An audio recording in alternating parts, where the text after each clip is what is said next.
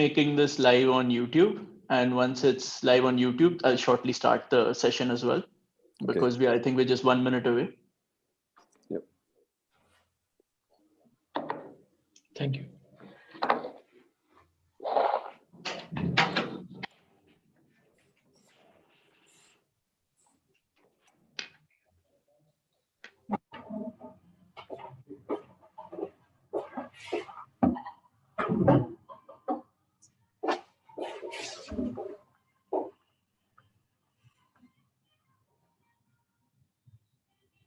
Okay, so we're going live.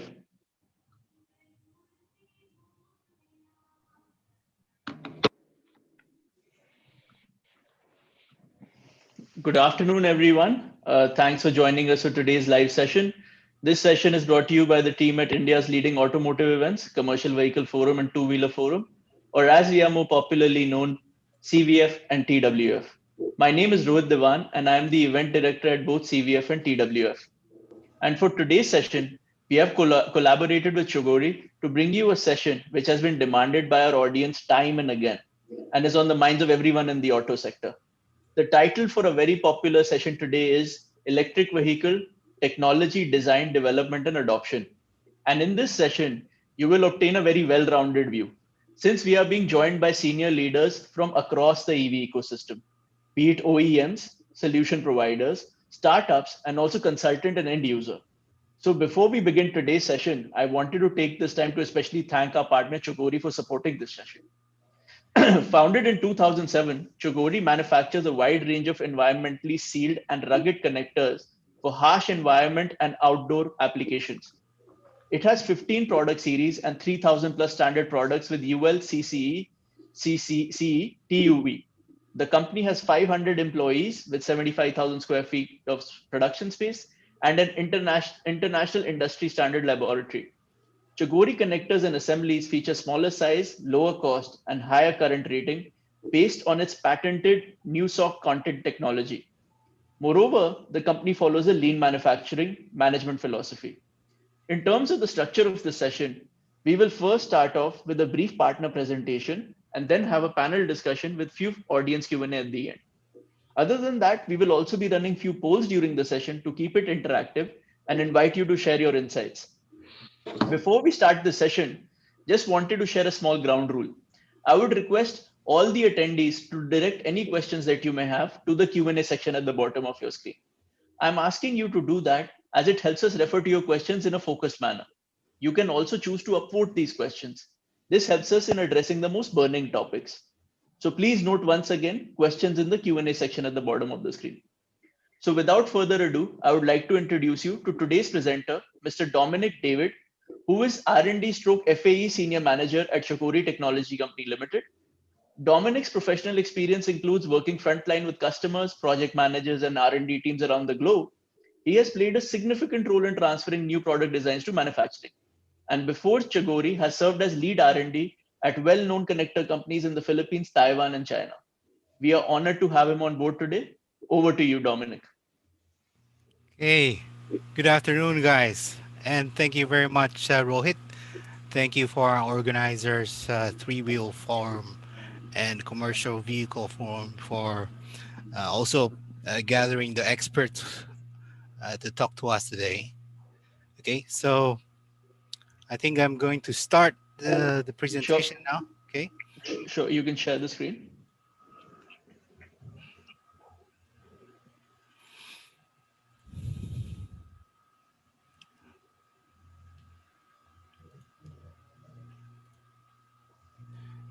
Okay, let me just talk about a little bit of Chogori Technologies Company Limited. As Roy already said that in our company profile. So just to add more is that in January 2014 we were became the national standard interface in China for LED street lighting. Sugoi has been designated also the lighting supplier for the Olympic Games, World Expo, Asian Games, and University in Shenzhen. So we provide those connectors for their LED displays. Later on, we do have established our industry standard lab where we validate the connectors in US car standard of testing. Okay, and then later on, we do the DFIMA validation according to the requirements from our customers. And we do have our contact technology patented a new SOC design contacts. And it also, we have other patented uh, design for our connectors as well. So yeah, from 2013, we incorporated lean manufacturing in all our facilities.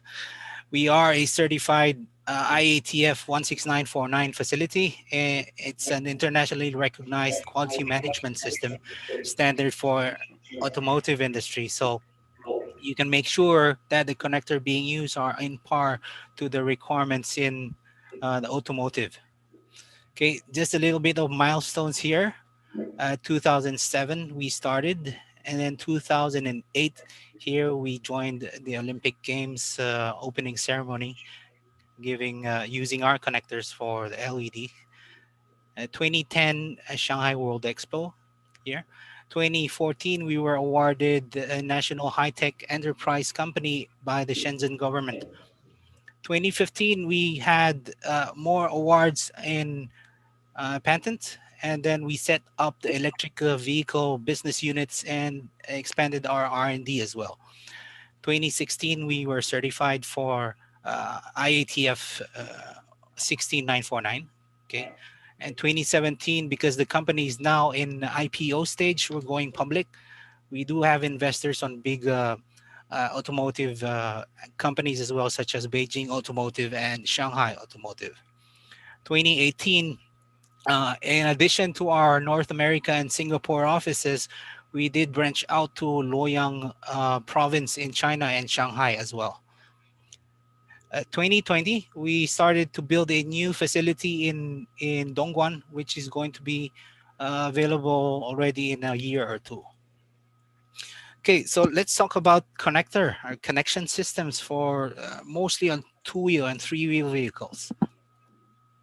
Okay, so just the basic requirements, talking about four things here.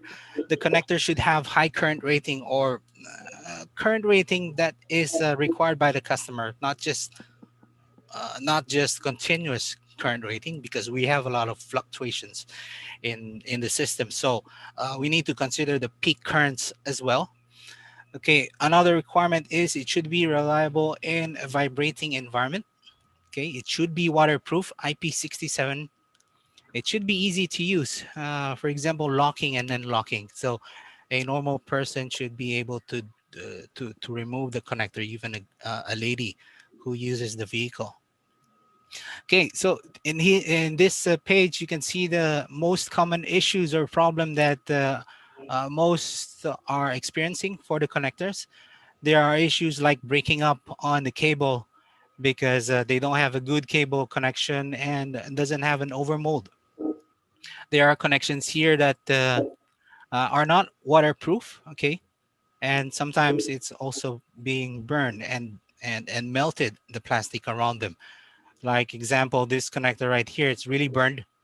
And same thing here, another one and another one. The plastic around the pins, it just shows that the connector doesn't have the capacity to carry the current, and it heats up. Okay, so not just electrical problems that we face. There are also problems mechanically, as you can see here, a connector designed similar to those kettle, bottom kettle connector designs that we call. And this is on the bottom of the vehicle, and the other mating pair is on the bottom of the battery. Sometimes when they mate them together, they hit the plastic and break. You can see. And sometimes similar design here that the pin themselves are falling off. So it's not well thought of. Okay, just to give you a little bit of a comparison from a traditional connectors and Chugori connectors. So traditional connectors, usually they only have a small current rating. Okay, they are not sealed, waterproof. Mating cycle is too low. Vibration also, it doesn't perform well. Okay, resistance, pull out resistance is very low as well. The size is big and it doesn't have signal transmission. As you can see here in the picture below left, these connectors are being used on many of the bikes or vehicles right now, which actually you can also use or see them at the back of the TV or computer. Okay, they also use this in vehicle. So Chagori connectors, of course, we have a different current rating based on the requirement of the system. It is an environmentally sealed connector. It's IP67, has a good mating cycle, can go up to what is the requirement just to change the design of the pin.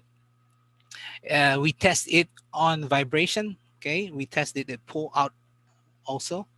The size is small because we make use of the small size of the connector face to put together a power contact and a signal contact as well to make it a hybrid design. So since it's a hybrid design, yes, it has signal transmission also. So, okay, just to give you a design of a battery example here, it has two connector systems where one part of the connector goes to the charging, okay, and another one goes to discharging, goes to the motor controller usually. Another design you can see here, it's a single connector design on a battery. Can use it for charging and discharging, so it means that once you have used up the battery, you can just remove the connector, take it at home, charge it at home. Okay, so similar battery design here and others as well.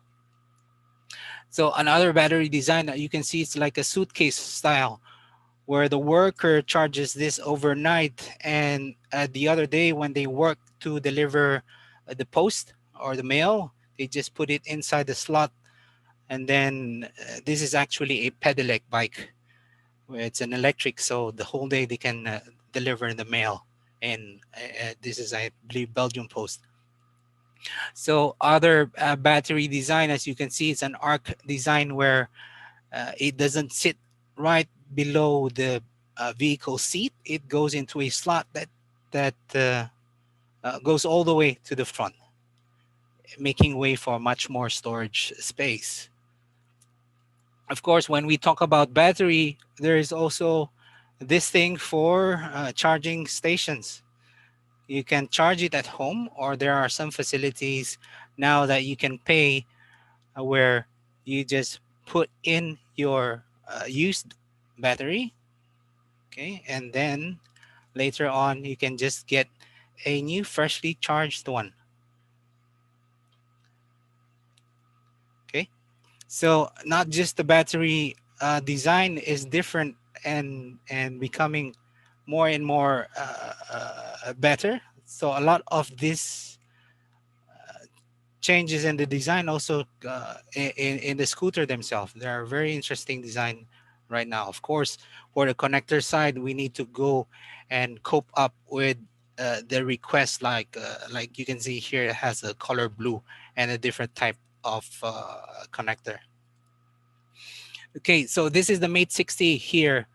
Mate 60 is actually the second generation of what we were talking about earlier. The only difference about this, it has much higher mating cycles, and it features a lever lock, where sometimes the battery design doesn't have that much finger access, so you put that lever lock to press it by your thumb and easily be removed. So an example of similar battery systems that is on the market right now is, if you can see, we have a small frame inside the scooter, and then it just connect the battery to the connector, and there's a lever right there. So you can still access and remove the battery very easily. So the charging station for that battery is this one, is a charging station that for this company provides on those convenience stores where bike users just go in and pay a fee, uh, give the lady or sales lady to get a new freshly charged one, and bring in the old battery that is already discharged. Okay, this one is another type of a connector design. It is much more smaller form factor. It's not circle, it's a rectangular type design with a friction based seal. If you can see that it mates by like this, and you just wanted to remove it and turn the lever up like that. Okay, so of course different kind of size for connector. It is required for different size of bikes, like for bigger bikes that requires more power, such as big motorcycles and three-wheel vehicles. This is our Bango 100 that can go up to 100 amperes. You can see the difference that the cable already is big, and the pins as well. Okay, so of course a bigger power need a bigger connector as well. Goes this Kunlun series goes up to 250 amps. So all those connectors I was telling you about earlier, those are more for cable and connection systems. So what I'm talking about right now will be a battery swap and replacement connector solutions, where one part of this connector sits into the vehicle and the other goes below the battery. So how this works is similar to this one, where a different charging station that is automated. You can see the connector inside, where you take the discharge battery, put it in, and then you can get new battery, a charged one from the other side right here. And then you just plug it into the vehicle, and you should be good to go. Okay. So similar application as you can see here, of course, but different battery design is square one. But the same point, you put the battery in, the other port opens, you can charge or get a new connector. So I mean, you can get a new battery. So connector is inside already. You don't need to have any additional connection that you need to do. So this is a similar product which we call FC15. The difference about this is that you can see the head, it moves. So it has a aligning function. So whenever there is some misalignment from the battery to the charging port, it will align itself. As you can see, there are two guide poles that are going to be installed first to the guide holes, and then it will align itself, making sure that the pins will not have any knocking or breaking. It always have a perfect mating every time. Okay, so where is it going to be used? It's similar to this one. It's a combination of two systems, where a battery, you can charge it by cable, or another battery, you can charge it on the bottom part, where there is a bottom connector on the battery side. Okay, so for of course, using these connectors, you need to have a good contact. This is what we were talking to you about, the new SOC contacts that has three different patents: Chinese, USA, and German patent. What is the special about the new SOC patented design? So this is the new SOC, and these two are the conventional or usually used pins. The advantage for new sock is that it has an hyperbolic structure, making it having more contact points. Okay, around 90 square millimeter. That is a lot in terms of contact points, and it will increase the electrical conductivity up to 55%. So it means once you have more conductivity from the two pins, it will have lower contact resistance, higher current capacity, and it means that you have lower temperature rise. It is going to be safe, more on testing of different temperature environment of our applications. Okay, so I think that's it on my side. Any information that you need, you can always contact us. It will be available for you to have our contact details. So thank you very much, guys. Thanks, Dominic. If you can stop the share, please. Yeah.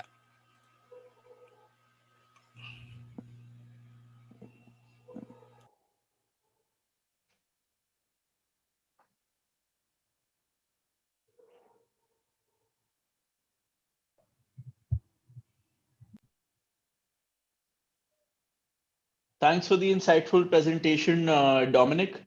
I've heard connection problems are one of the key problems the market is facing. So thank you so much for shedding light on that. And now I would like to, initiate and introduce our speaker group to you. Firstly, I would like to welcome Mr. Saurav Kumar, who is the CEO and founder of Euler Motors. Euler Motors is an automotive startup focusing on transforming transportation in the country with electric vehicles. And Saurav is an innovator who's fascinated with technology and likes to work on driving advancements that help to make lives better. Next, we have Mr. Amit Gupta, who is the co-founder and CEO of Yulu. His vision is to decongest urban traffic by providing a highly scalable, affordable, efficient, and green mode for the first and last mile connectivity and short distance commute. Amit believes that this is a large social problem and that needs to be solved with technology and product innovation. And prior to Yulu, Amit co-founded InMobi, which is India's first profitable internet unicorn. Next, I would like to welcome Mr. Kelvin, who is an experienced connector specialist. He has been working in sales, marketing, and product development for the past 2 decades and has worked with various multinational companies. Currently, he's working as vice president at Chagori Technology Company Limited and is the managing director at Chagori Asia Pacific Private Limited since 2014. Currently, he's responsible for sales and business development in Europe, Middle East, and Asia Pacific regions. Our next speaker for the session is Mr. Sohinder Gill, who is the CEO Global Business for Hero Electric and Director General of the Society of Manufacturers of Electric Vehicles. In the past, he has worked in all the major functions in leading automotive organizations like Hero Moto, Escorts, Yamaha, Honda, Kinetic, and GK Group. Mr. Gill is someone who closely interacts with the policymakers, academia, technological institutions, certification agencies, and foreign partners to help create the right ecosystem for EVs in India. Also, he looks forward to mentoring startups who dream to make it big in the EV industry. Our next speaker is Dominic, someone you have already met. So just to give you a quick introduction again, Mr. Dominic David is R&D stroke FAE Senior Manager at Chakori Technology Company Limited. Our final panelist for the day is Mr. Keshav Chandra Sen, who is currently the project head EV technology at Ramkrishna Forgings Limited. He has worked for over 3 decades with Tata Motors, working across value chain, operations, heading quality, vendor development, and later taking key positions in after sales as well. In the recent past, he has also worked with Photon Motors and turned around MLR Auto as well. Finally, I would like to welcome Mr. Manoj Khurana, who is currently CEO at Newmo, and he is someone who has over a decade's experience in management consulting, advisory, and operations in varied emerging markets with a particular focus on India, Middle East, and South Asia. Manoj, with his deep expertise in the EV industry, is a much sought after consultant, speaker, and influencer in the EV space. And we are incredibly honored to have him on board today as a moderator for the session. Over to you, Manoj. Thanks, Rohit, for introducing everyone and getting a really, I would say, um, exhaustive panel together. I think if I just enlist the nature of panelists we have an OEM, we have a startup OEM, we have a consumer in Amit who buys these vehicles. We have a tier one supplier who already called out the kind of challenges we face on these components in Indian market and the potential solutions. We have a traditional company, a forgings company, trying to make it to the new stream of electric vehicle components. Who else, right? I think so. It's really like a very complete panel to discuss the rise of light electric vehicles in India, both from adoption perspective as well as everything that goes behind technology design and development, right? So I think without much ado, I will quickly get down to we'll start at high level. I think where I would like to get everyone's views on where do they see India in terms of light EV adoption, especially in the light of, and obviously where they see it going forward as well. But I think in light of a recent news which came out, I think yesterday or today, that we will probably see decline in sales of electric two-wheelers this year. Probably the only major market in the world which will actually see a decline, no matter COVID or without, in terms of electric vehicle sales. So, right. How does that impact us in near term and long term? So we'll probably start with Mr. Gill, because he's probably comes directly from that space, and then we'll go down every panelist. I'll call out the names and get your view on where we are and where do you see the path going forward for light EV adoption in India. Well, thanks, Manoj. I think we seems to have bottomed out in the recent months in the two-wheeler space, and also in some other electric vehicles, particularly in the three-wheelers, which are made by professional organizations now. And even for cars, we have seen some good news coming out from Tata and like some others, right? So my personal view is that although things are not back on track, but we have bottomed out. But more encouraging and exciting is that we are getting a lot of tailwinds more than the headwinds now. And there seems to be a synergy in integrated approach by the policymakers, which is sort of giving a confidence to OEMs and component manufacturers to have a leap into this segment, which is so much required. So everything seems to be falling in place. We are not out of the woods. We perhaps as an industry would be doing as much as we did last year in the two-wheeler space. We wanted to double, we will not. But going forward, it will be a type of a recovery, which will be quite sharp, I believe, in 1 or 2 years' time. What is making it happen is particularly, investors particularly, if you see, that's one of the signs one looks at. When investors globally look into India and they want to invest into EV sector, which means they have done their homework well. And despite so many other markets that they are already having an option of, I have seen so many of them coming to us and asking about our members and other OEMs who would be an interested segments for them. So one is investor sentiments. Second is adoption. The sort of a positive word of mouth out of the existing users is beginning to happen, and the negativity of the old, out of the lead batteries, sort of poorly made, sort of fly-by-night operators products, is weaning out. So more and more quality products are coming into the market, more variety is coming, more professional organizations like TVS, Bajaj, they have started giving their brand names into electric. So that's a big confidence booster also. So from that point of view also, I believe that positivity in that whole ecosystem is beginning to happen. And the last bit obviously is generic to two-wheelers, whether it is petrol or this. COVID has taught us a U-turn on public transport. And everybody now wants to do something on the personal transport, and perhaps an affordable personal transport, even if it is for a few years, if it is not a long-term bet. People want to have a bike, people want to have a vehicle, whether it is a second-hand motorcycle or a petrol scooter or electric scooter, so that they can get through this crisis that is looming still large on our face. Got it. Thanks, Mr. Gill, for setting it up. I think the key takeaway would really be is we are bottoming. I mean the issues are going behind us, and now I think going forward the sector will continue the trajectory it was continuing before 2020. Also, Amit, you might have noticed a lot of things Mr. Gill mentioned really bring me to you, right? Recovery, investor interest, more interest in personal mobility. But when we look at the segment you operate in, a lot of investor money is now pouring in exactly the kind of segment you operate in. Maybe the form factors are different in Europe and US, but the approach is very similar. So what kind of recovery have you seen in India? And how do you see your shared electric platform competing with the personal electric platform going forward? And also then a little bit on, because I remember when we met last time on the same forum, you called out that you had some issues procuring the products in India. And you had to really work with companies abroad to figure out and get you the products you need. Has that changed over time?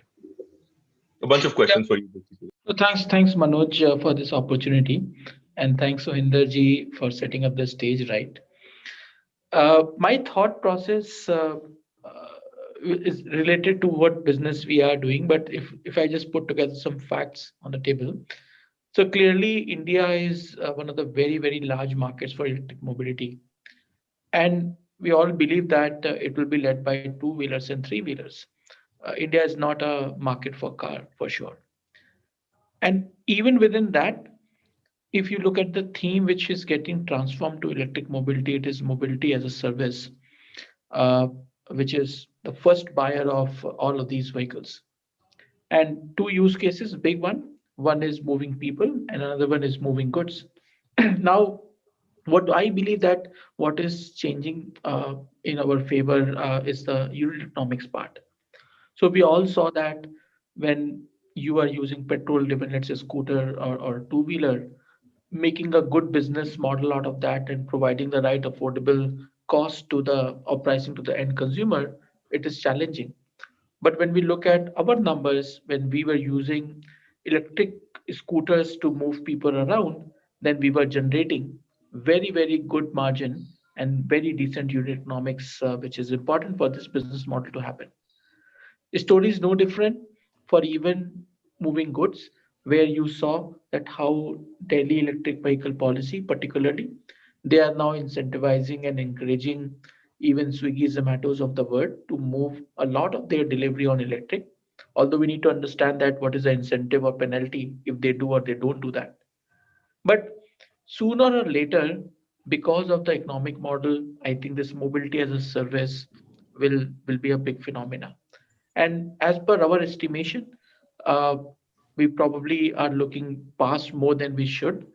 I think there's a hyper growth over there because we have now got to a critical stage where the pricing of electric mobility just makes sense for players like us. So I'm very, very bullish on the B2B segment for electric mobility, particularly the two-wheeler part. Now, coming to the questions, other question you were asking that how India ecosystem has changed over last couple of years. I think if you look clearly, COVID actually has given a much needed tailwind of effect to the electric mobility in the form of far more progressive policies and infrastructure support which government is now providing. And I think there's no U-turn from here. We just basically going to go up for sure. As far as our domestic manufacturing is concerned, as Sohinder mentioned, that it's good to see that not only Hero Electric, which has been a pioneer in this business, and then Ampere now joining hands with Greaves Cotton, which has much more sophisticated setup. And then Bajaj, TVS, and I'm sure a couple of more companies will launch their vehicle. And suddenly you will see that as a consumer, I have very, very good option at very competitive price. And that fear of, oh my goodness, where is my charging station? I'll live dry and I'm stuck at my road, etc. Those issues will also get solved very, very quickly. So I'm actually very much looking forward to 2021, where our own Indian companies will take this thing to the next level. I think Ether has started showing it. They have taken a high, a much bigger production facility. We think that even Ola will start producing something in India. So all of these things are telling that Indian two-wheeler industry, particularly on the electric mobility, will see a very huge growth in 2021, where the products are being created in India, which was not the norm, barring some pioneers like, as I said, Hero Electric and Ampere. So we will see very high quality products coming to our market, and it will be a motion which will be much bigger in 2021. Got it. Thanks, Amit, for uh, sharing your views on this. I think, I mean, somebody asked on the chat, why India is not a market for electric cars, and I would want to address that later because I also think India is a market for electric cars. Honestly, if you look at the percentage growth this year, only that segment is growing and not other segments per se, right? Now, I think you also bring me to a very important question on, I was on the Delhi EV policy forum, I think last week, Friday. And even there, so we had a company called Lightning Logistics, which also runs a last mile electric uh, goods mobility in, I think, Bangalore. And they were still complaining about the quality of products, right? They still feel they're not getting the products they need, right? So, sort of to you and to the Chagori team, right? How do you sort of take feedback from potential consumers on when you design your product? How are you doing? What are the things you're doing differently? And also coming to Chagori team after that is really how have you seen product quality the mindset change over last couple of years since you have engaged in India? Our founders, our company is more focused on improving product quality? What changes are they making as they look at launching next set of products? So sort of first with you and then the Chukuri team. Thanks, Manoj. So just quickly to add to, I think the previous question, I'm like super optimistic about the EV future prospect. I mean, I think that the next couple of years, we'll see EV going on a sort of exponential rise. Right now, I know that there is a sublinear and these are uh, smaller trends where you see these downward curves, but very I optimistic was about waiting for you to use the word exponential because it really Euler really invented it sort of. So it. great. Yeah, continue. Coming to your question on the product, right? I think one of the reason and why electric mobility has been, I would say, sublinear sort of growth in India is majorly because I think the product that are there in EVs were not at all competitive in terms of performance with their counterpart IC engine vehicle. And when people buy an vehicle, they are particularly they're first looking for the entire experience and then they go after the attribute which is the electric. So they care about the, let's just say in if they have to move cargo, then fleet owners are looking for a product that can take 1 tons of payload overloaded condition in rainy seasons, rather than saying that okay, I'm buying an electric vehicle and I will conform to only these constraints. So that's not how purchase behavior of fleet owners or individuals are. They are buying a vehicle and that vehicle happens to be an electric. So I think over the last 3 years, what Euler did was we had a clean slate. I mean, we were before that. We used to build software. I mean, I sold that company and I started Euler Motors. So I had a clean slate. I didn't know much about the entire automotive design other than being an engineer, built vehicles in undergrad and grad degree. So what we did is we quickly prototyped a three-wheeler for a cargo application, and we gave it to the e-commerce hyperlocal companies around. We deployed around 200 of them in Delhi NCR. We took feedback from the drivers in terms of the speed. So we initially, for instance, we matched the speed to the Delhi traffic, and then but the drivers were not super happy if they have to drive like 4 a.m. in the morning, delivering, let's just say, milk to their some customer. We looked at the battery sort of degradation that happens over, like, your thermal degradation in summer conditions. We looked at the requirement of fast charging, some of the issue Dominic talked earlier, your connectors melting or breaking up, because when you're using the electric vehicle, so you can design one, but once you put it to the bigger entropy where everybody is connecting, taking apart without like or overloading the vehicle, your current requirement in the vehicle goes up. So we started seeing a lot of like product failures, and we looked at those, and then we rebuilt like a fresh vehicle, and we are launching that in next year quarter 1 2021, where we looked at the feedback from drivers, your all of these customers, so customers from B2B space, B2C space. So in B2B, when I meant people like Udan, where you have heavy cargo loads and you can see much higher current ratings being used by from the battery pack.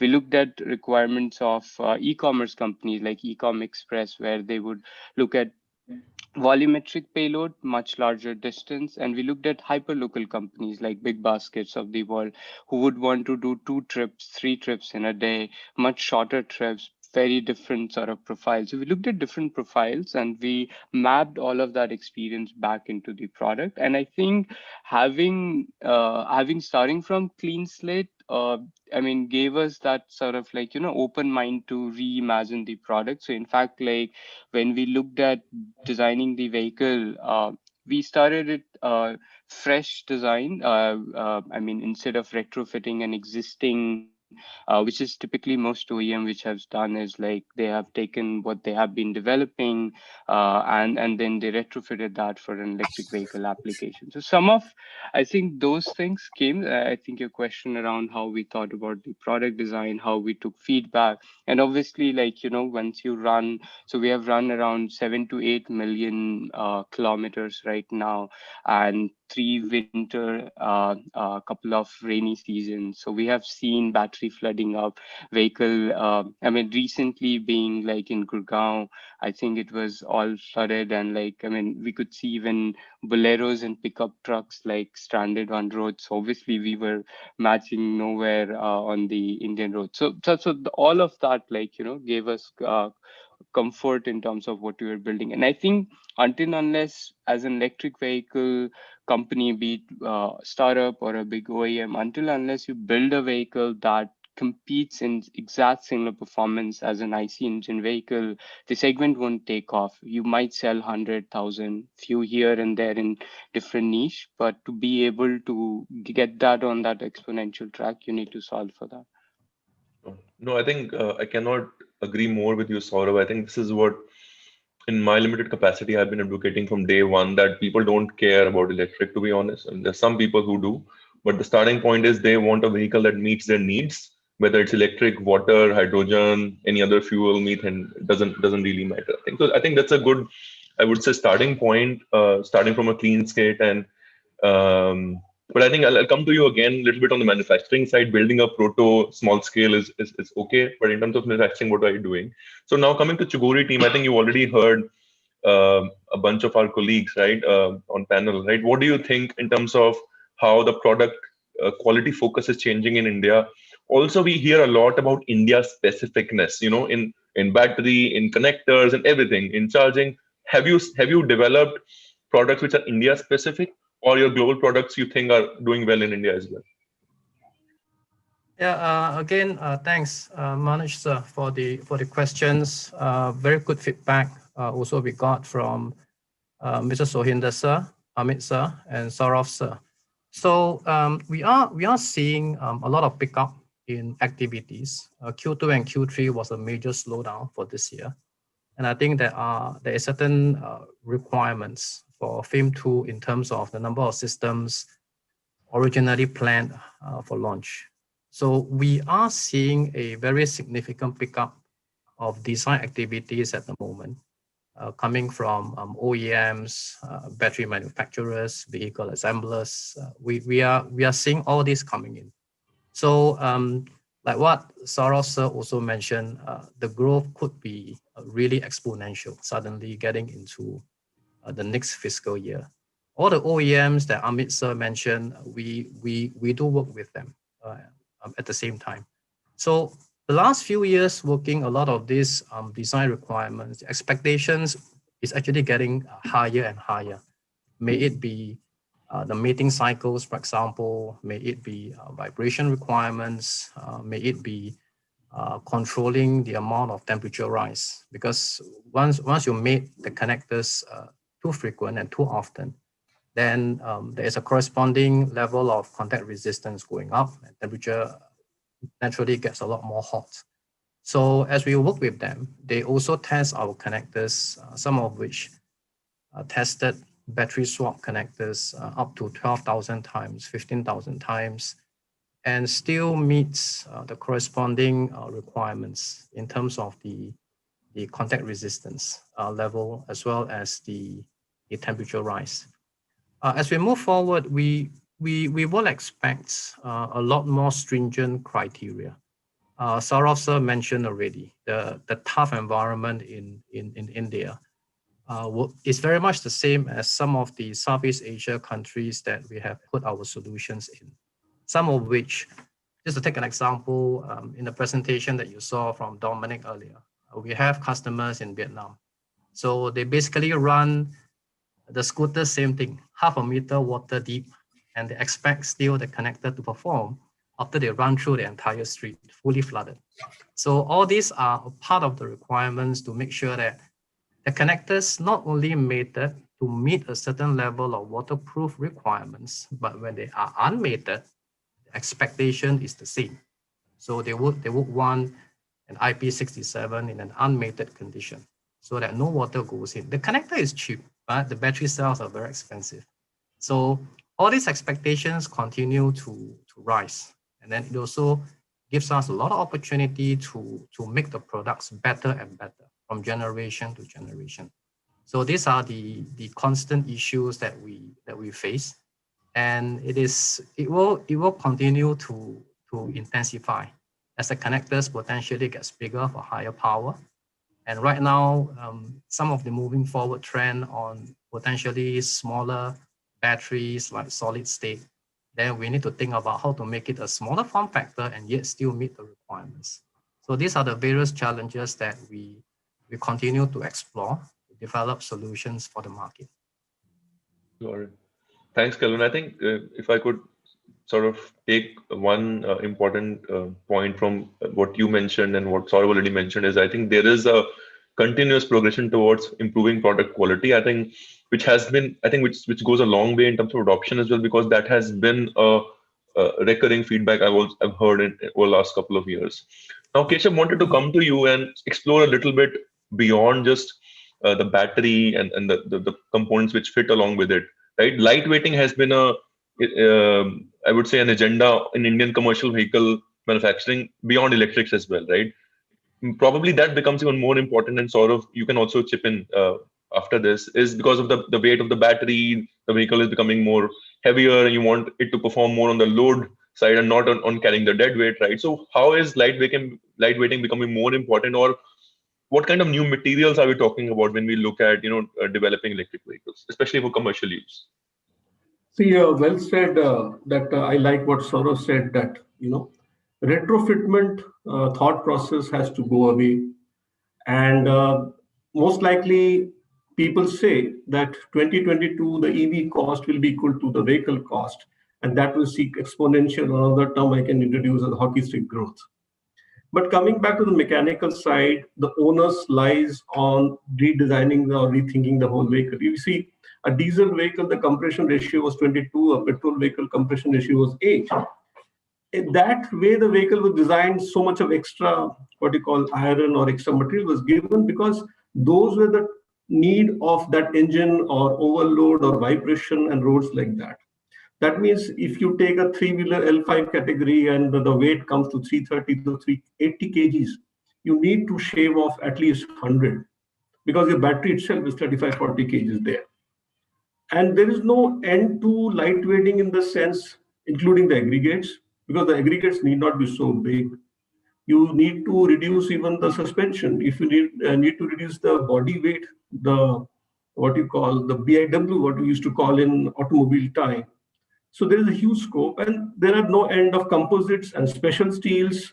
At the same time, you see there are a lot of bearings, there are a lot of axles which are smarter, lighter, and more efficient.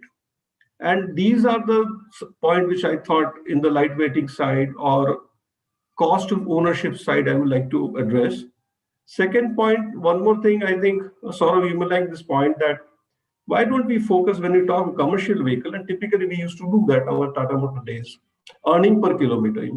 We talk about TCO, we talk about cost per kilometer, but if the earning per kilometer is addressed, and that will take a lot of what Gil Saab was telling, what they call tailwinds, and this should be supplemented. I'm going a little off track there, bringing the banks inside, because you focus earning per kilometer, you focus the support to the entire ecosystem with banks, and of course, on the mechanical side, that you need to do lightweighting, as you say, forget the retro side of it.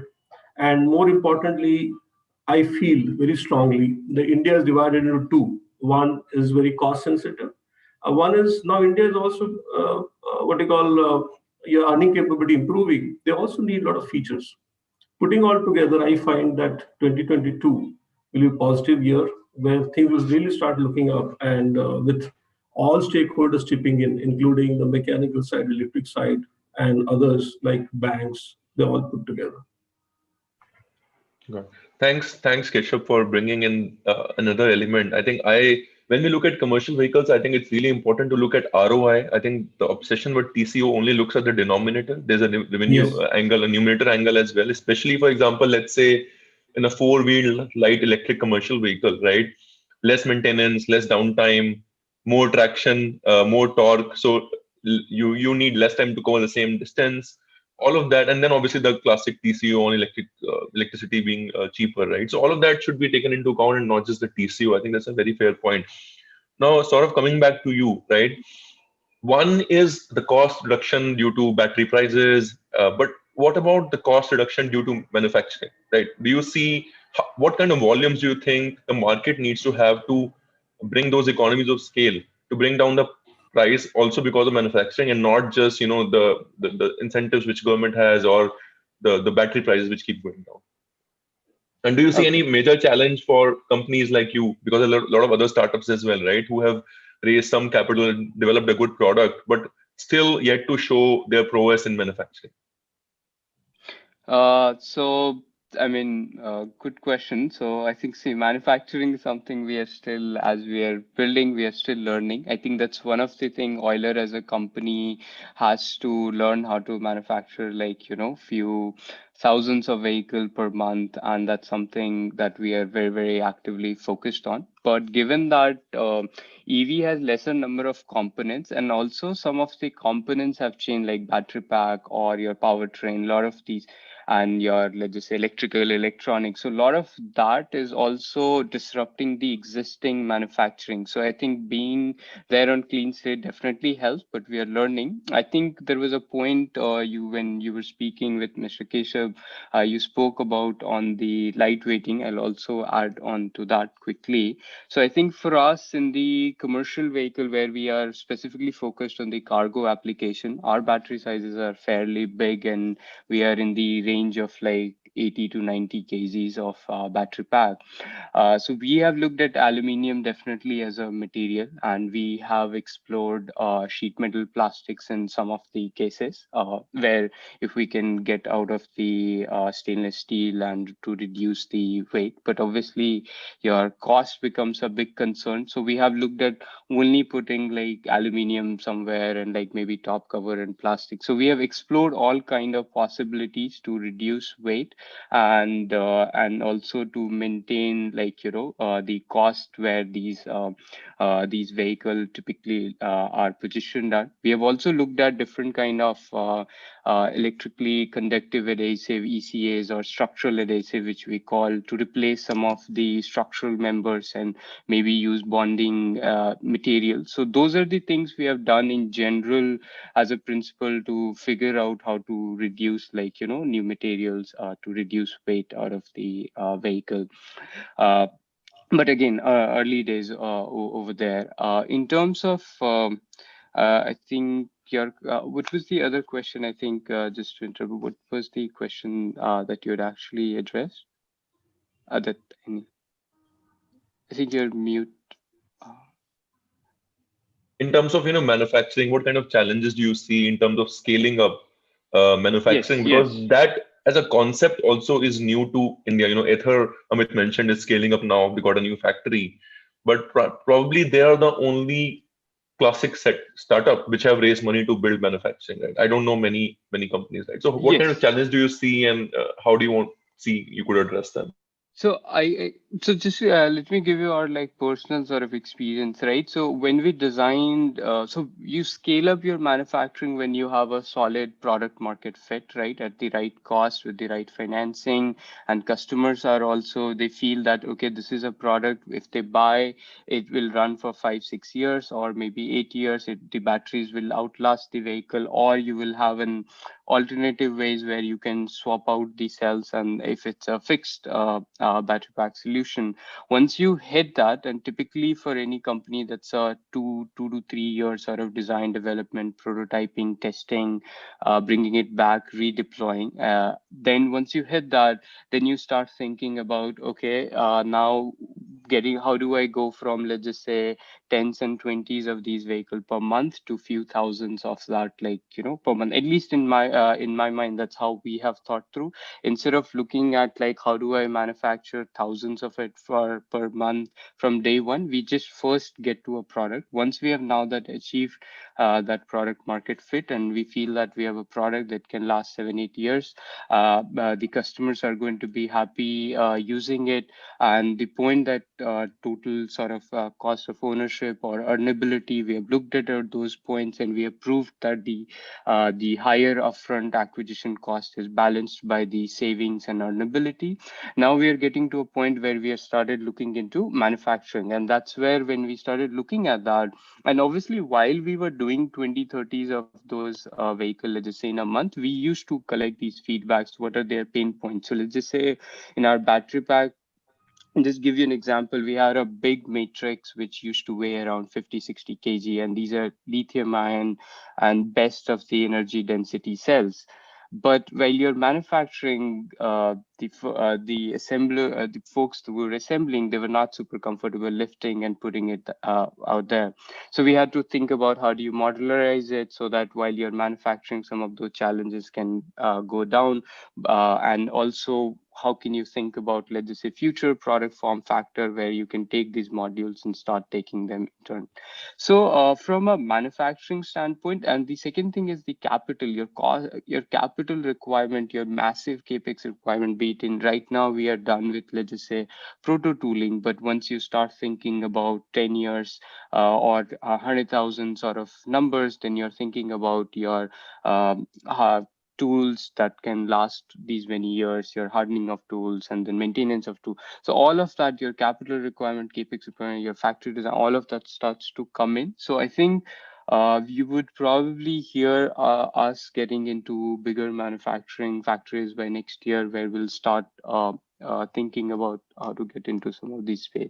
Your volume thing that you talked about, like battery prices coming down, I think in the early point, and the kind of volume that are required over there. What we have looked at is, and these are our conversations with all the tier one cell suppliers in India, they're at least looking at like 30 to 40 million cells where they can hit, let's just say, something around $100 per kilowatt hour, or even a bit lower than that for India market. Even though those numbers have been hit globally, those volumes are not hit collectively for India, and hence most of the cell suppliers are still not sort of like, flexible on those prices. So yeah, I think scale will solve some of the problems, and I think manufacturability will hopefully come around that only. Got it. I think, Rohit, that's a good segue for our first poll question, which is around, when do we see the ecosystem become sort of more comprehensive or full-fledged in India? So I think I would request the audience to sort of share their perspective on this. I think now I want to sort of switch the gears a little bit and come to get a consensus or get a view on where does the group stand on battery swapping. Because hearing you, Saurav, it seems you are not really building your products for swapping, that the kind of batteries you're talking about. Amit already is pro swapping. I think the Yulu platform is built around swappable batteries.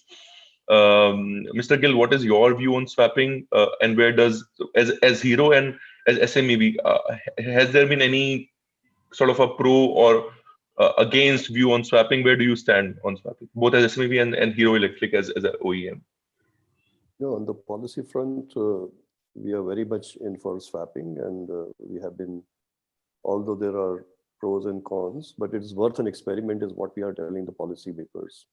So it has to be done cautiously, but there is a definite roadmap available, like what Amit is doing or what Ola is trying to do, or for B2B particularly, it's a good beginning to do. So from there on, it can go to B2C. I'm talking about two-wheelers here. For e-rickshaws and all, it's already there, like this way or that way, they are doing some sort of a swapping, whether it is a jugaad or a manual operation. So that needs to be professionalized or something. Then experiments from Sun Mobility and some other of our members, they are beginning to get traction in places other than Bangalore. Now they have started Chandigarh, Jaipur and all. So it's an experiment which doesn't have any global benchmark, that's why there are a lot of pros and cons. That's why there are counter views about it. But India has to find its own solution. So from their point of view, it certainly has a place in terms of vehicles. Perhaps it will be on the base level vehicles where battery is not a differentiator. where the economics is more of a governing factor, and people don't want to own an asset, which is a beginning thing for a youth. So from that point of view, swapping will do well in two-wheelers and three-wheelers. Obviously, taxis can also adopt it. Personal cars may or may not happen. Buses, even Chetan is trying to demonstrate, and on a fixed route buses, it's a possibility. So overall, it's a great thing to happen in India. Well, it'll take time because density required is very high, especially in the B2C segment. From B2B, you can start it. So I believe very much that we have found a right spot. Now we have to get better technologies. We have to get better batteries and better systems, and a little bit of education also to the customer, how to handle batteries outside the vehicle, and have enough checks and balances around the battery so that they are not misused, abused, so that enough ROIs are generated for the guys who are swapping. Got it. Got it. Just a follow-up for my understanding. Have you launched a product on swapping, or you continue to still have plug-in charging these products? I lost you in between for 5 seconds. Have you launched a product on swapping, which is built on swapping platform? See, all our products have portable batteries. Okay. Yeah. 100% products today have portable one battery. For example, the low speed to the highest speed, they have either one, two, or three batteries, but all are just one battery. So it's classic example of swappability. As soon as it is available, my products are there. But we are going to strengthen it further because swappability, like Chagori sitting here, means a lot more to do with connectors, a lot more to do with the wiring harness, a lot more to do with the dust handling part of it. That is the thing that we are going to get. We had a very close collaboration with Ola, some of our members, before they sort of put the project on the backbench, and perhaps somebody else will come up equally big, having faith in swapping, and many of the products from our members will be ready for that. Got it. Amit, wanted to get your experience on swapping. How has it been? You continue to feel that is the solution for you, and what kind of challenges do you still face on day-to-day basis when it comes to using swapping as the business model? Amit, you're on mute. Sorry about that. So as I was saying that Mr. Sohinder mentioned that for the B2B cases where you are providing mobility as a service, either to move people or goods, swapping is the way to go. It is extremely inefficient and expensive for you to take the vehicle to a charging station or to your wherever to charge and bring it back to the area of action. And that's the rationale for that. India, being a unique market, will have to figure out its own charging network and system. I think the one big worry I see today is there's no standardization in terms of the geometry and the specification. So while there are several OEMs who are figuring things out, but each one of the OEMs have the different form factor, and unfortunately, especially in a small form factor vehicle, the space is going to be constrained. So I cannot have, like for example, my Yulu Miracle is very specific battery. I cannot actually take a battery which is, let's say, done for Hero Electric low speed scooter. So somewhere we have to converge that these are the standard dimension, at least to start with, we need to work on so that industry will grow from there. And then we are okay developing our own private network for charging using the Kirana stores. So we have been able to place our charging station right now, just catering to use case. And in future, if there's a value, we can collaborate with an OEM who is kind of accepting that okay, the Yulu battery format is also okay with my own scooter, and then the ecosystem can actually go and grow. The type of challenges we have been facing, clearly, government has this interesting policy where we can get subsidized rate for charging of these battery. So there's some special meter as a policy in Karnataka. I think it's also there in Delhi, etc. But the fact of the life is that when I'm working with a Kirana store, they do not have that meter. So in a sense, I am paying a commercial rate, which is the highest in the country, to charge these vehicles. So maybe there's some work needs to be done where we can prove that okay, this energy was consumed in charging for this battery for electric mobility, and get a subsidized rate or a right rate. I think the connector is a real problem, and I agree with Dominic that a very good quality connector has been missing. At Yulu, we started using another company called Higo. Also, I know our team was in touch with their team as well, and that needs to be super good. We burnt our fingers, at least in the first model, where we had a very traditional mating connectors, and they were not only poor quality, but also we were not able to communicate from a data angle. But now our new platform, we have Higo connectors, where we are able to take this information in and out. And I think there's a huge improvement over there as well. So charging station is okay for us, as I said, because we have a right scale. But I don't think so. If we are talking about a larger agenda for electric mobility in the country, a solution like Yulu will scale because we just created for our own use case. So we need to start from that. Okay, this is the standard in terms of dimension and certain output, just for the low speed. Don't worry about the high speed to start with, and then OEMs come together, they say, okay, this is what I'm accepting, and then lot of ecosystem can come around and then make this process much more efficient and scalable for everyone to happen. Got it. I think Mr. Gill can tell you a couple of things about how easy or difficult it is for OEMs to come together and Not decide easy. on something. I know. I know it's But I not think, easy. yeah, I know it's not easy. Uh, but at the same time, if we need to see this ecosystem growing, particularly around the swappable battery infrastructure, we need to think of double A, triple A sense. Otherwise, it's not going to work at all. good. Mr. Gill, do you have a comment, quick comment before I go to Saurav?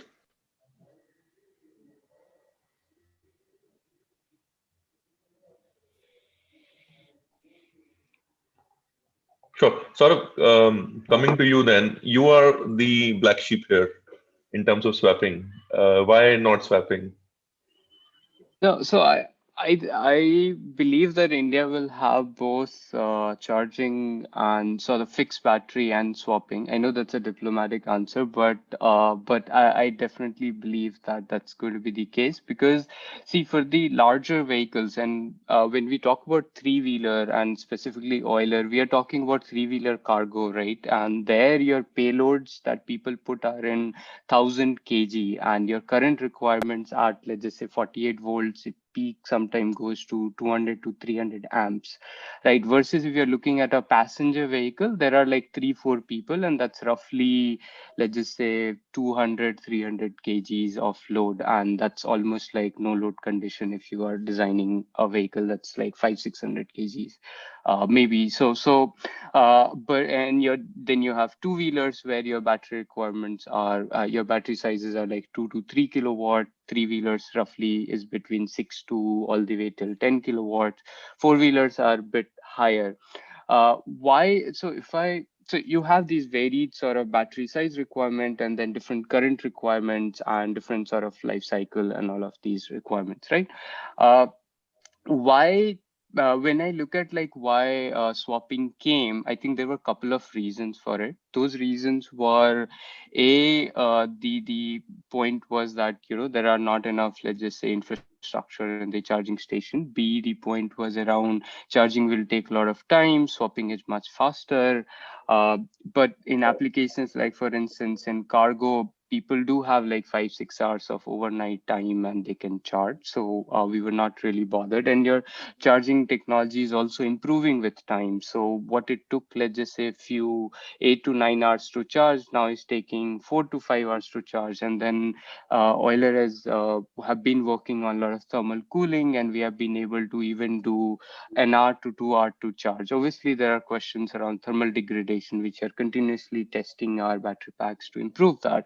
And so as technology will mature, some of this will get solved. The larger question around why it was happening, coming back to that, right? So you have these uh, point around that the battery packs will weigh more or it will cost more. All of that is a technology problem. And literally, like, I mean, honestly, like when I wanted to build a company, I didn't want to fight a technology curve, right? I mean, think about smartphone and feature phone time. Like I remember I used to have that Nokia phone where you had this battery, and I used to keep another battery because like you're talking to a phone, runs out, and then you used to swap with another battery. Over a period of time, your battery technology improved. You had a much larger battery. mAh now charges in similar amount of time. I believe, and it is still like it's commercially viable, and so I believe that some of that will also happen here, where you will have, because battery pack energy density is improving, your weight is reducing, your cost is reducing, so you will be able to fit. But there are applications like in two-wheeler where it is like when you have, let's just say, smaller battery capacity, you can swap one or two or three battery packs, two-wheeler, three-wheeler passenger, it is okay. But when you're dealing with 8 to 10 kilowatt hour or 14 kilowatt hours, then you have to think about maybe a robot swapping, then your capex cost starts to increase. Otherwise, if you want to build a smaller pack that people can swap, then you have to think about 6 to 7 of these smaller modules to swap. So all of that starts to become a challenge when you start thinking about applications where Euler is, for instance, operating. Got it. So Got it. I believe both will work. No, I think both has its own advantage, and yeah. Got it. Got it. Thanks. Rohit, I mean, before I move to Dominic, could you share the results from the first poll and also then put out the second poll? Yeah. So, yeah, people have a categorical answer.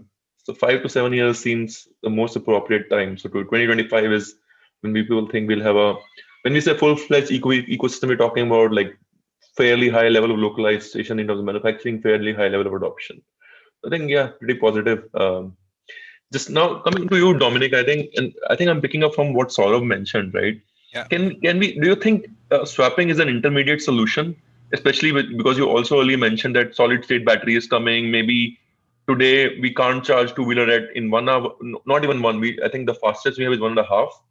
But tomorrow, if we have a battery, for example, there is a company called StoreDot in Israel, which claims to be building a battery pack which can be charged in 5 minutes, right? So when we get there, assuming when we get there, do you think swapping will have become so pervasive that people probably will continue to use swapping, or swapping is just an intermediary solution?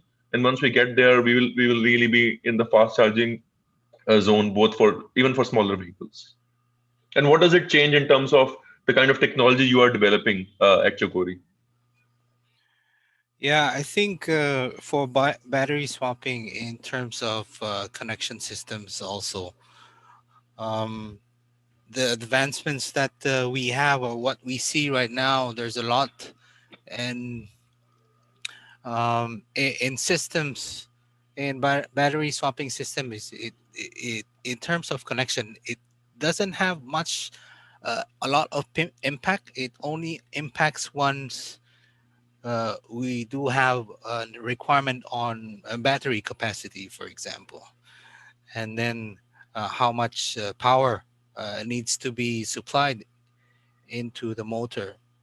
So these kind of things really needs to have a much more collaboration with the engineers of every customers that we have.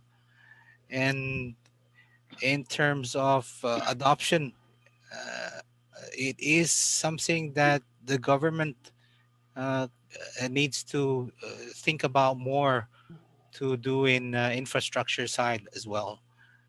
So it's a kind of bit tricky to say something right now, but on our business side, getting a lot of this request of battery swapping solutions, it ramped up. So it is a good positive view from us in this connection systems for battery swapping, actually. So Got it. And yeah. is this interest coming from only South Asian countries, or do you see some of the Western countries also looking at swapping as a solution? Because traditionally they have been talking about the plug-in charging, and now in Europe, at least for Yeah. cars, they talk about wireless charging as well. Do you It see? is, yeah, it is global. It is global. We do have customers coming all the way to up to France, actually. So And it's a good market. All of this new customers coming in, also getting asking questions on how much our connector can perform, and the vehicle system varies depending on where it's going to be used, how it is going to be used by. Is it for personal use or for commercial use? How big it is. So it is much more on a collaboration, and it is unfortunate that we don't have a current standard product yet. So since these different types of systems are coming in, the only disadvantage is that yeah, we need to create a new one for them. So Got it. some systems, okay, we need a power and a signal. So signal where is it going to be used? Like they want to use a CAN bus, so it adds two signal pins. You want another pin for a wake up line, for example, the other pin for a proximity sensor, something like this. It can add up, and different types of system we need to cater. So this is the only advantage in a connector industry. We need to go through all these requirements from our customers. Got Yeah. it. Got it. That's helpful. Rohit, can we pull up the results for second survey as well? Because that will lead to, yeah. So we asked the attendees what is the biggest challenge, and infrastructure. I think Dominic, you were just talking about infrastructure, and people sort of Yeah. agree with you, right? I think you're right. I think that's a call that has to be taken. Where do we invest in terms of infrastructure? Because I think what's happening in India is, let's say, for example, on car side as well, we have not really chosen one standard, which means there's more investment which goes into setting up charging. We already the case for the business case for charging is already hard. So by not really betting on something, well, it's democratic. At the same time, it also sort of affects the potential ROI which customers or investors could get. Right. Correct. One thing which since I think we are almost at time, I wanted to keep some time for questions as well, right? What this question I told myself a few months back that I would probably not ask it again, because I was pretty confident that EVs will really do well in India. But COVID happened, right? Is there anything else which government needs to do to push it? My broad sense is at high level, I don't see many options left in terms of incentivizing. But I think still would love to hear from the group, because you guys are closer to the ground. Is there something like really big which is left? Small things, understand, but is something path changing, path breaking, which is still left to be done by the government, or it's purely a private sector play here on? So whom do you want to answer? Mr. Gill, you are best placed to answer this. I think others can chip in after that. See, okay, so my hypothesis is that everything isn't falling in place, but we need the first set of, say, 5 million electric two-wheelers, three-wheelers, and taxis to be on the road to create that sort of a positive word of mouth in a short period of time. Left to itself, it may happen in 5 years, 7 years, 10 years. But if we can make it happen in 2 years, everything else is resolved. There comes the policy, like, fine. So from policy point of view, only one thing that is missing perhaps is to accelerate or catalyze this from 5 years to bring it to 2 years. How can it happen? There's a bit of a sort of a heavy hand of mandating that the government can do. That's the only point missing. So perhaps I believe after the farmer thing, it will be further very difficult for government to take such mandating steps. But yes, if businesses can be told not to pollute and to convert to electric, it's a common sense. And businesses, I means lots of deliveries, lot of courier services, lot of vehicles which are running on businesses. They can easily be told, okay, we have given enough. In the next 2 years, convert 50% to electric. That will add up to the kitty of this 5 million, of in addition to what OEMs are trying to do, component makers are trying to do, because this vehicle needs word of mouth. Electric vehicles need the confidence of somebody having used for 3 to 4 years before the mass jumps into it. And this mass is getting drifted as the time goes. And we need to just accelerate it. And that's one formula from my side, is just mandating. Got it. No, I think I was reading this morning that every 11th vehicle sold in Germany or some other country in Europe was electric, has been electric this year, right? Which is we're talking about a burst. We need a burst.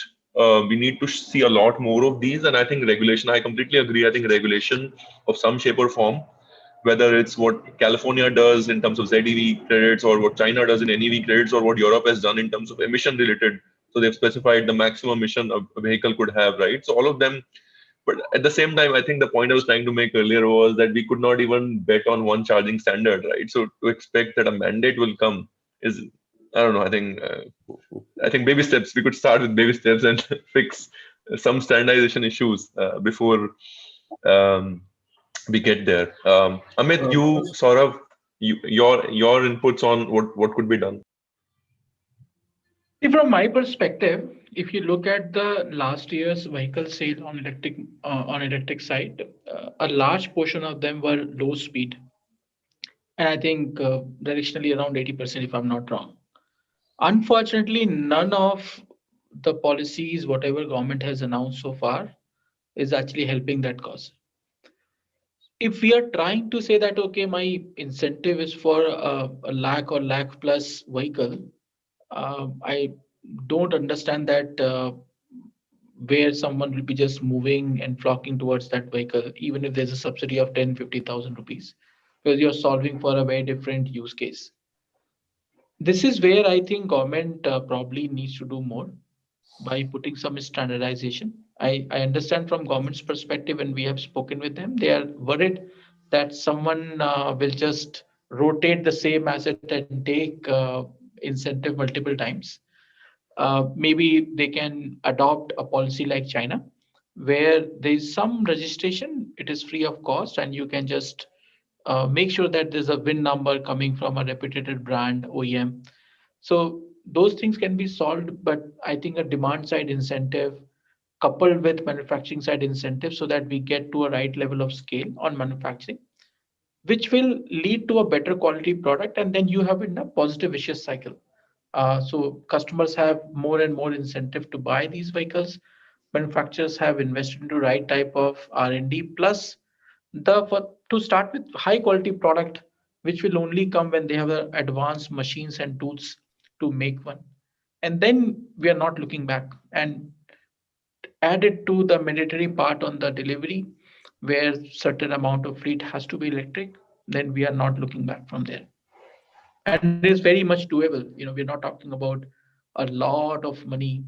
If you put it together, we're just talking about maybe less than $1 billion to create a hundreds of billions of dollars of industry in India.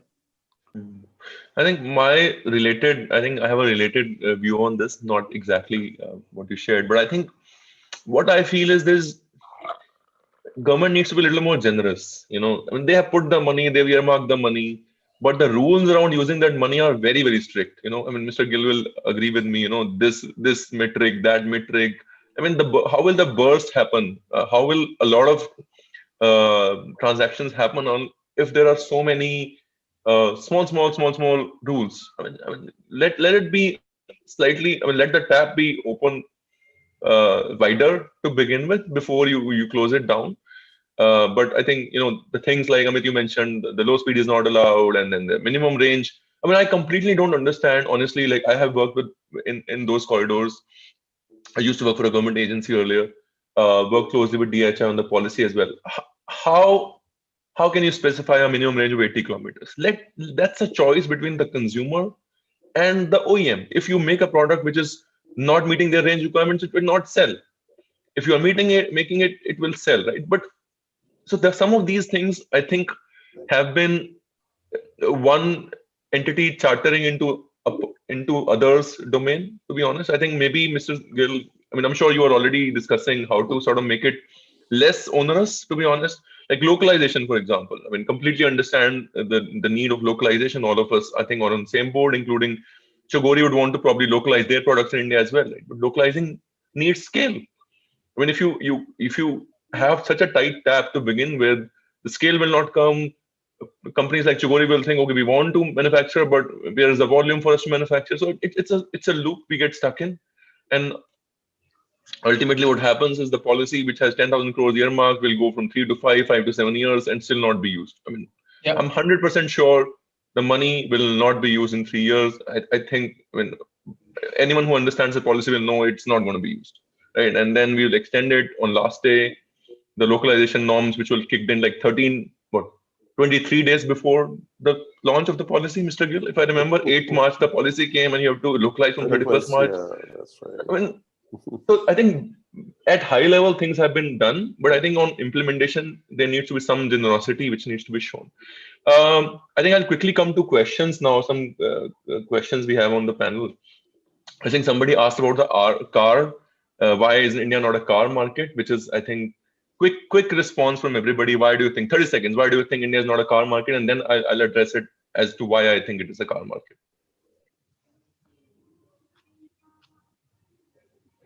Amit, you could start, and then Yeah, Amit, sure. Saurav, yeah. Absolutely. Absolutely. So if you look at even before electric mobility was becoming important, India had only 24, 25 cars for every 1,000 people. Compare that with US, 850 people having car out of every 1,000.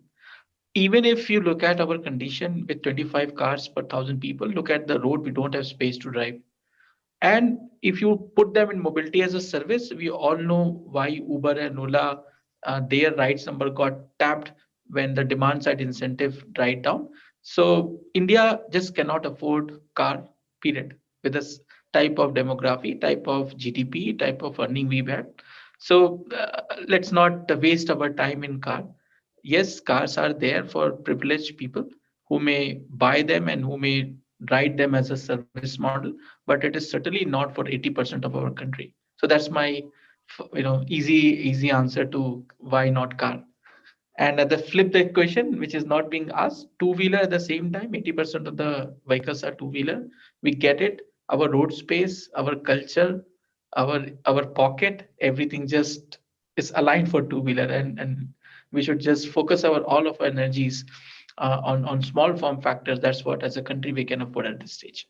Sure. If anybody has additional points to add, please feel free to share. Otherwise, I'll get to my answer. Okay, so let me add, like, I think my thought, but it is, I think Amit, you put out like something that I wouldn't have said, but very interesting point. I'll talk about why India is not building electric car, if I, and from a car market perspective. I think my thinking when we started Euler, our thinking was very simple, that like, when people buy car, they typically think of like, one day they would drive within the city, some days they would go out. And so you need range of like, let's just say 200s to few, let's just 400, 500 kilometers. Your upfront cost of the vehicle increases significantly. Your ability to sort of like recover that upfront cost, or which we call total cost of ownership, it goes above like 5-10 years, and it takes time, because majority of time you will be driving the car within cities, and you would be driving that within 50 to 70 or 80 kilometers of range. So that was there. And then obviously once you are thinking about driving outside of cities, then you need larger charging station infrastructure requirements. So you are not looking just within the city charging stations, but you're also looking outside the cities. Then obviously, like from a performance perspective, and if you want to match cost and performance of an electric vehicle to, let's just say, IC engine, if you match that, then if you're looking at, let's just say, a Honda City that is within a 10 lakh car, but if you look at within a 10 lakh electric car, it used to be, I think, Mahindra Reva back then. They're two different performing vehicle, and in design and performance, everything very different, right? If you match performance, then there is going to be deltas of those 8-10 lakhs coming in, which makes the car very, very unfeasible. I think some of this will happen for India as well. For timing might be 3 to 4 years ahead, when some of the infras will get solved. Your cost of manufacturing, some of that would have come down. There's a much better ecosystem for product right now. Initially, I think your dependency on powertrain or electronics component 3 to 4 years back was majorly like US, China, Taiwan, Europe. These were the companies that were majorly doing some of that. As India would start building some of that cost would come down, and I think you will have a product in that price range. I think, yeah. So I think that's so what I mean. The way I look at it is what Amit you mentioned is an ideal scenario. What India should have. India is, populated, less space. Probably India should not have two vehicle wheelers as well. We should just have metros, buses, and walk. The city design should be such that you don't even need a two wheeler. But that's an ideal scenario, right? I think, and where Saurabh is coming from is where I sort of have a perspective on what is the reality. We do sell 3 million cars a year, right? In terms of value, that value is higher than the value of 20 million two-wheeler cars, two vehicles sold, right? So as an investor, when I look at the market opportunity is much bigger in cars than two-wheelers when I'm putting my money down. If I look at the total cost of operation, upfront cost plus the diesel fuel burn, maybe commercial vehicle is the biggest opportunity because a truck, while upfront cost is 10%, the 90% of the cost is actually the fuel, which is burnt over the life of the usage, right? So I think it's really the perspective you come from. Ideally, I think you're right.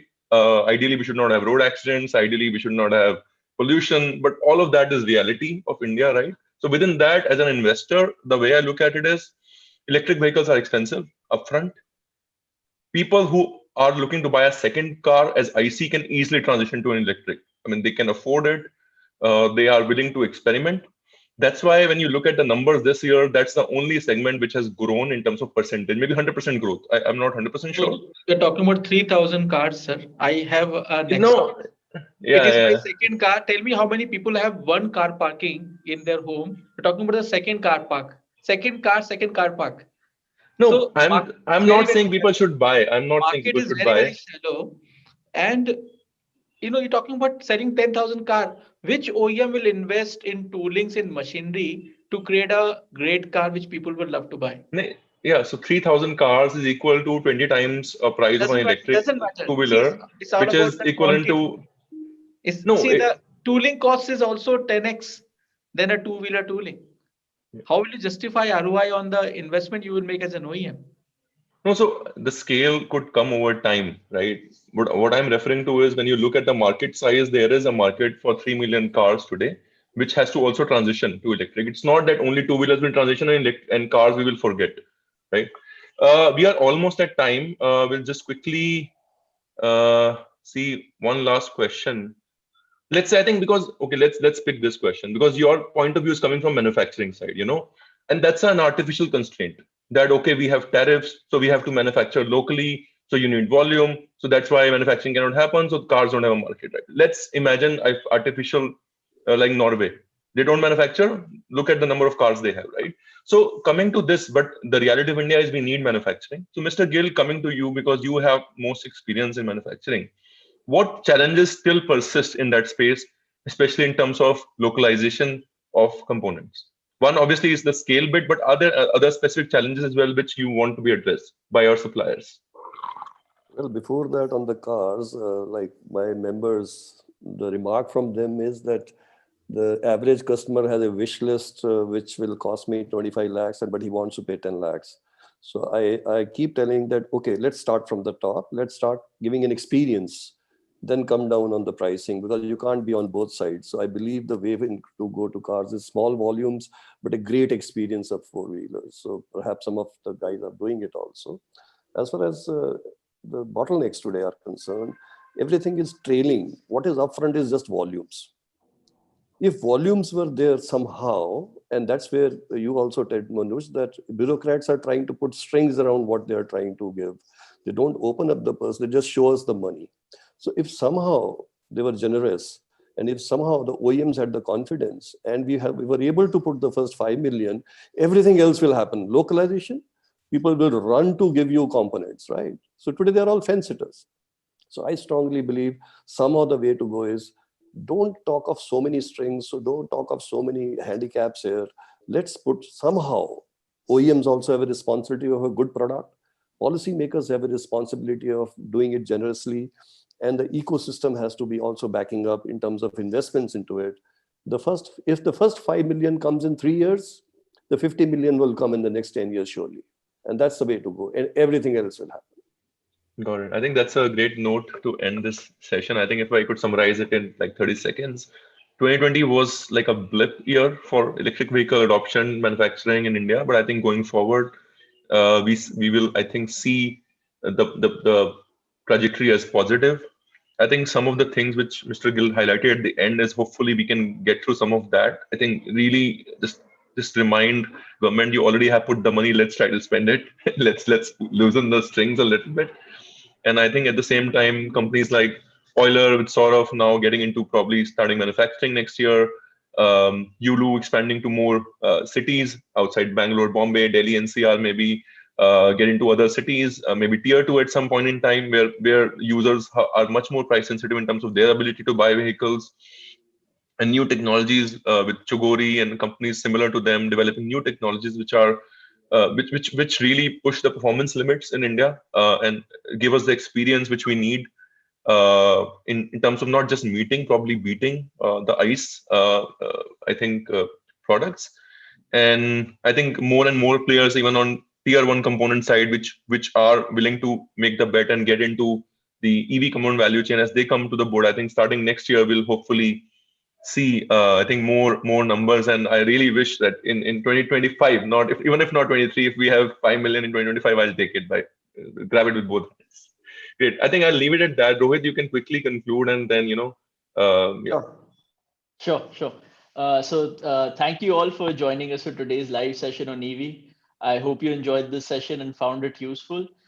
Firstly, I would like to thank our speaker group for taking out the time for their busy schedule for this. We really appreciate the support and apologize for stretching it by a few minutes. But we received a lot of questions, a lot of queries, a lot of excitement around the session. So secondly, I would like to thank our wonderful audience for their inquisitiveness, their attention, their questions. I mean, we received almost 60 odd questions from you guys. We couldn't address them all. I really apologize, but maybe we can have a second episode or a third episode or a fourth episode of this. Why not? And lastly, I wanted to take this time to especially thank our partner Chogori for supporting this session. So thank you all for joining us for our last session of 2020. And we will see you again in the new year for our upcoming session on new electronics, technologies, and trends in the two-wheeler segment on 19 January 2021 at 12 p.m. Do join us for the same. In the meantime, greetings of the season and happy holidays to you all from all of us here at Team CVF and TWF. Thank you all for joining. Thank you. Thank you. Thank you.